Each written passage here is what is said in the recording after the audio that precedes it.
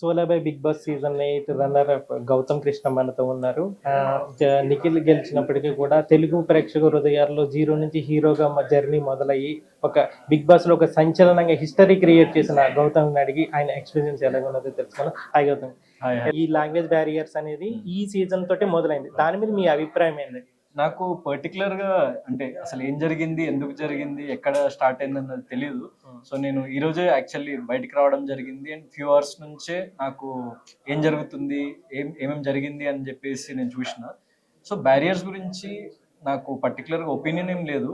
So నాకు అట్లాంటి feelings ఏం లేవు. ఫస్ట్ నాకు అట్లాంటి ఫీలింగ్ ఏం లేదు. So what ever it is, నాకు సపోర్ట్ చేసి నాకు ప్రేమను కురిపించిన ప్రతి ఒక్క ప్రేక్షకుడికి నేను ఎప్పటికీ రుణపడి ఉంటా. అది అది మాత్రం నేను చెప్పగలను. అంటే ఒక తెలుగు కంటెస్టెంట్ గా తెలుగు ఆడియన్స్ అందరూ కూడా మన తెలుగు వాడని గౌతమ్ గెలవాలని చెప్పేసి కోరుకున్నారు.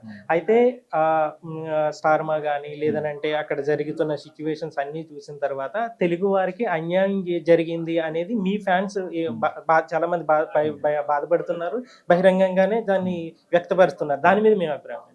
సో అక్కడ యాక్చువల్లీ బ్యాక్ ఎండ్ లో ఏం జరిగిందన్న విషయం నాకు కూడా తెలియదు కాబట్టి నేను దాని గురించి నేను చెప్పలేను. కానీ నేను ఒక విషయం చెప్తా, ఏంటంటే ఓటింగ్ చాలా మంచి ఓటింగ్ నెంబర్స్ వచ్చినాయని చెప్పేసి నాకు తెలిసింది.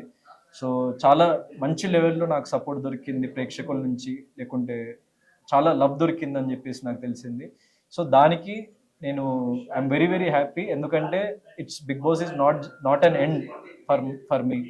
సో నా ఫర్దర్ లైఫ్లో మీరు ఇలాగే సపోర్ట్ చేస్తూ మీ ఓడు అని చెప్పేసి అనుకొని మీ గుండెల్లో పెట్టుకుంటే నాకు అదే చాలు. నాకు నిజమైన గెలుపు. యాక్చువల్గా మీ జర్నీ చూస్తే మీకు కంటెస్టెంట్స్కి ఎలాగైతే ఫైట్ జరిగిందో హోస్ట్ నాగార్జునకి మీకు కూడా ఫైట్ జరిగినట్టుగా మాకు కనిపించింది. ఈవెన్ ఆయన మిమ్మల్ని ట్రీట్ చేసిన విధానం కానీ చాలా సందర్భాల్లో ఎందుకంటే తప్పు ఉన్నా లేకపోయినా కూడా గౌతమ్ని టార్గెట్ చేస్తున్నట్టుగా కనిపించింది. దాని మీద చాలా మంది ట్రోల్స్ జరిగినాయి, మీ అభిమానులు కూడా చాలా మంది హర్ట్ అయ్యారు. అసలు అక్కడ హౌస్లో అంత టార్గెట్ చేసిన మీకేమనిపించింది అక్కడ?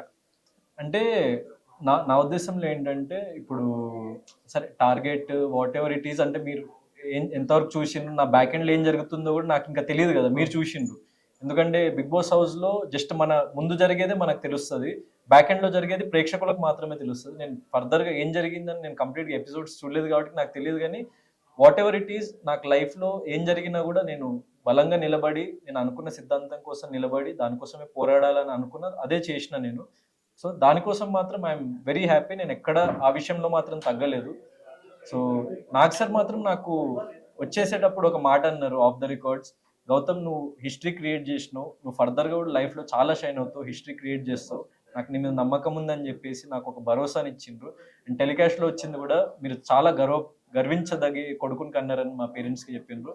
దానికి నాగార్జున సార్కి I will ever be like indebted and I love him for ever. మీరు ఒక పవన్ కళ్యాణ్ అభిమానిగా లాస్ట్ సీజన్ లో కూడా కండు వేసుకోవడం, పంచి కట్టుకోవడం, దీని మీద కూడా ట్రోలింగ్ జరిగింది. అయితే వీకెండ్ కి వచ్చినప్పటికీ ఇది ఈ కండువాల మీద దీని మీద ట్రోలింగ్ జరిగింది. దాని మీద ఏమంటారు?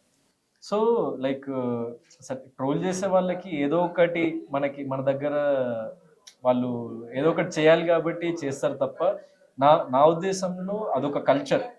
సో కండువా అనేది ఒక కామన్ మ్యాన్ సింబల్ అండ్ పంచకట్టు అనేది ఒక కామన్ మ్యాన్ సింబల్. సో ఆ ట్రెడిషన్ని అంత పెద్ద ప్లాట్ఫామ్లో మనం ముందుకు తీసుకువెళ్ళాలి, అదొక పవర్గా భావించిన నేను తప్ప. సో దాంట్లో తప్పేం లేదు. అండ్ నేను ఫర్దర్గా కూడా అదే చేస్తా. నేను నా ట్రెడిషన్ని ముందుకు తీసుకెళ్ళడానికి, సో మన తెలుగు ట్రెడిషన్ని ముందుకు తీసుకెళ్ళడానికి నేను ఎంత పెద్ద స్టేజ్లో ఉన్నా కూడా నిరంతరం ప్రయత్నిస్తూ ఉంటాను. Thank you. All the best. Thank you.